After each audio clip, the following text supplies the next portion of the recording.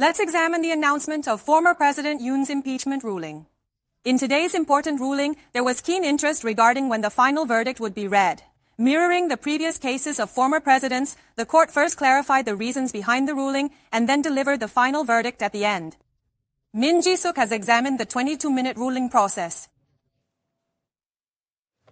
The ruling began at 11 a.m. The Constitutional Court started by explaining the reasons for the impeachment trial. First, they spent 4 minutes examining the legality of the impeachment request.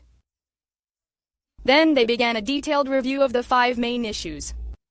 In 11 minutes, they went through the sequence of declaring martial law, deploying military and police to the National Assembly, and issuing proclamations. The declaration of martial law received the most focus, with 7 minutes dedicated to it. They highlighted the criteria for martial law were unmet substantively and procedurally.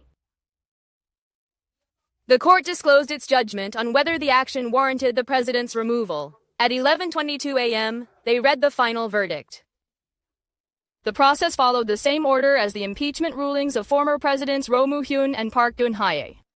The respondent, President Park Geun-hye, is hereby removed from office. The ruling took 22 minutes, shorter than the 25 minutes for President Roh Moo-hyun, but longer than the 21 minutes for President Park Geun-hye. This impeachment ruling document totaled 114 pages, the most extensive among presidential cases, but the ruling duration saw no significant difference. This is Min Ji-sook from MBN News.